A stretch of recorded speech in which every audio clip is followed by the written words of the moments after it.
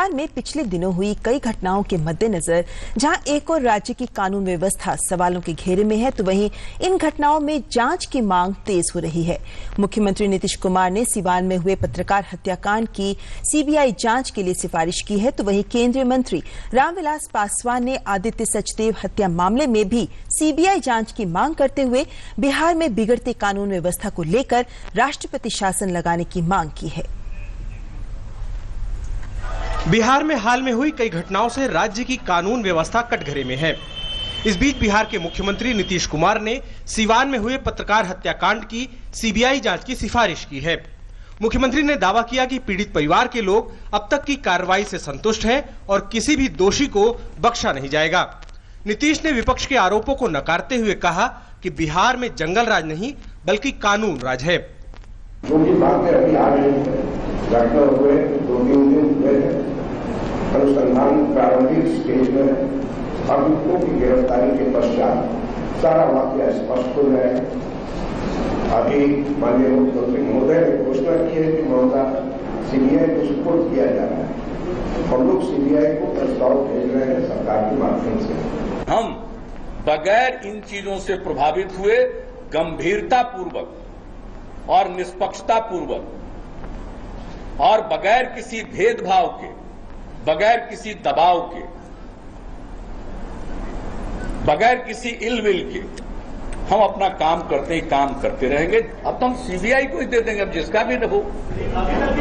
लेकिन विपक्ष लगातार सवाल खड़े करते हुए सरकार को घेरने की कोशिश कर रहा है। केंद्रीय मंत्री रामविलास पासवान ने आदित्य सचदेव हत्या मामले में भी सीबीआई जांच की मांग की और राष्ट्रपति से मिलकर राज्य सरकार को बर्खास्त करने की मांग की। पिछले दिनों भी पार्टी के सांसद चिराग पासवान के नेतृत्व में लोजपा के एक शिष्टमंडल ने राष्ट्रपति से मुलाकात की थी। राज्य की मुख्य विपक्षी पार्टी भाजपा भी लगातार सवाल उठा रही है। नीतीश कुमार के रहते हुए और इस सरकार को रहते हुए लूट, हत्या, बलात्कार, आगजनी और ये जो है बैंक डकैती, इसमें जो है इसको रोक पाना संभव नहीं है। इसलिए लोक जनशक्ति पार्टी राष्ट्रपति शासन की मांग करती है और जो मृतक परिवार के लोग हैं उनकी जांच सीबीआई से कराने की मांग करती है।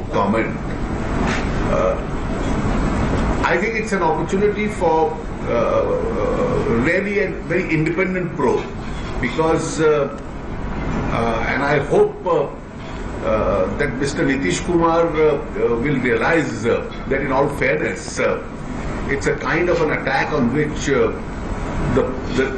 the nature of the probe itself will add to its credibility. इस बीच बिहार के गया के रोडरेज मामले में आरोपी रॉकी यादव की मां फरार एमएलसी मनोरमा यादव को कोर्ट से भी कोई राहत नहीं मिली है।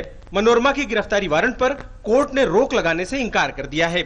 इस मामले में अब 19 मई को अगली सुनवाई होगी। कोर्ट ने कहा कि नहीं, इसमें अभी फाइनल हियरिंग में करूंगा एलसी रिकॉर्ड आने के बाद। उसमें गिरफ्तारी पर रोक का तो कोई सवाल पैदा नहीं होता, गिरफ्तार पुलिस कर सकती है। इस मामले में रॉकी यादव के चचेरे भाई टेनी यादव ने भी अदालत के सामने आत्मसमर्पण कर दिया। ऐसा माना जा रहा है कि जिस वक्त रोडरेज के दौरान आदित्य की हत्या की गई, उस वक्त रॉकी की गाड़ी में बैठा तीसरा शख्स टेनी यादव ही था। अब तक कुल मिलाकर इस मामले में ये चौथी गिरफ्तारी हो चुकी है। टेनी यादव को 14 दिन की न्यायिक हिरासत में भेज दिया गया है। गौरतलब है कि बिहार में आरजेडी के सहयोग से नवंबर 2015 में नीतीश कुमार के फिर से सत्ता में आने के बाद से लगातार राज्य में आपराधिक घटनाएं बढ़ती जा रही हैं। सिवान में पत्रकार राजदेव रंजन की हत्या करवाने का आरोप आरजेडी के पूर्व सांसद और जेल में बंद बाहुबली शहाबुद्दीन पर लग रहा है। अब गोपालगंज में हवलदार मियां नाम के एक किसान की हत्या की सनसनीखेज वारदात सामने आई है, जिसका आरोप पूर्व सांसद साधु यादव के साले घनश्याम यादव पर लगा है। उधर बेगूसराय में भी अपराधियों ने दिन दहाड़े एक ठेकेदार को गोली मारकर गंभीर रूप से घायल कर दिया और उसके पास से 16 लाख रुपए लूट लिए। News night desk, DD news.